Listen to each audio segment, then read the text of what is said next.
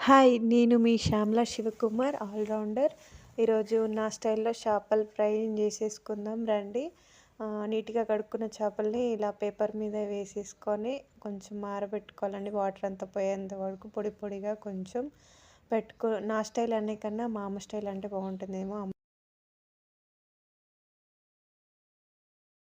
ఒక గిన్నెలోకి పసుపు, కారం, ఉప్పు, అల్లం ఎల్లిగడ్డ పేస్ట్‌ను, కొంచెం ఆయిల్, కొంచెం నిమ్మరసాన్ని యాడ్ చేసుకోవాలి. యాడ్ చేసుకున్న తర్వాత మన పొడి పొడిగా అయిన ఫిష్‌ని దీంట్లో యాడ్ చేసుకొని మసాలాలు అంతా పట్టేంత వరకు కొంచెం దాన్ని మ్యాగ్నేట్ చేసుకోవాలి.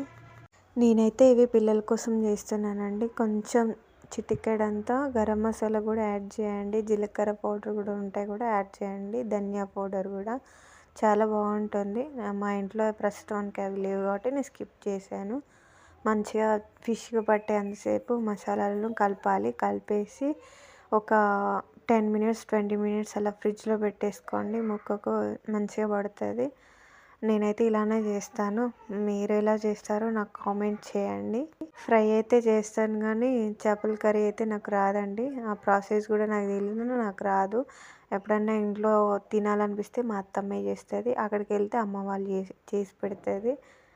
అయితే నేనైతే మసాలాలన్నీ పట్టించేసి ఫ్రిడ్జ్లో పెట్టేసుకుంటున్నా. ఒక 10 మినిట్స్ 20 మినిట్స్ అలా పెట్టేసుకుంటే చాలా బాగుంటుంది. మా ఫ్రిడ్జ్లో చూడండి ప్లేసే లేదు, ఎక్కడ పెట్టాలో కూడా అర్థం కావట్లేదు. ఇక్కడైతే పెట్టేస్తున్నా పాల గిన్నె మీద. చూడండి ఇలా పెట్టేసుకొని ఒక 10 మినిట్స్ అయిపోయిన తర్వాత ఫ్రిడ్జ్లో నుంచి తీసుకొని డీప్ ఫ్రై చేసుకోవడమే. మసాలాలన్నీ మంచిగా పట్టేసి టిష్యూ వేసి పెట్టుకున్న దాంట్లో ఫ్రై వచ్చింది. ఇప్పుడు గిన్నెలోకి వేసుకుంటున్నా. చూడండి చాలా బ్రౌన్ కలర్లో ఉన్నాయి కదా, చాలా బాగున్నాయి. అలానే తినేయాలనిపిస్తుంది. నాకైతే చేపల కూర చేయడం రాదని ఇందాకే చెప్పాను కదా, కానీ ఫ్రై అయితే చాలా ఇష్టం. మా పిల్లలు కూడా నా పొలికనే వచ్చింది. ఫ్రై బాగా తింటారు. కర్రీ తింటేనే చాలా మంచిది. ఇంట్లో ఏదైనా వెరైటీ చేశాననుకో నా చేయికి ఏదైనా ఒక గాయం అవుతుందండి. ఎందుకో మనకు తెలియదు కానీ ఖచ్చితంగా గంటనైనా లేకపోతే ఏదైనా గిన్నెనైనా వచ్చి ముద్దు పెట్టుకుంటుంది నా చెయ్యిని. మీరు కూడా నాలాగైనా కామెంట్ చేయండి. డీప్ ఫ్రైకి సరిపడినంత ఆయిల్ పోసేసుకొని 4 లేదా 5 ఫిష్ ముక్కల్ని వేసుకొని ఫ్రై చేసుకోవాలి. ఒక 5 మినిట్స్ అలా వేగనిచ్చాక కొంచెం బ్రౌన్ కలర్లో అయినాక చేపను తిప్పుకోవాలండి. ఎందుకంటే ఎమ్మటే తిప్పేసుకుంటే ముక్క విరిగిపోతుంది కనుక ఇట్లా చేసుకుంటే షేప్ మంచిగా ఉంటుంది మనకు. నేను కొంచెం ఫ్రై చేస్తే బాగుండేమో. వీడియో కోసం తొందర తీస్తూ ఉంటే ఇలా అయిపోయింది. ఆతృత కొంచెం అంతే, ఏం లేదు. చాలా నీట్గా వస్తుంది ఫిష్.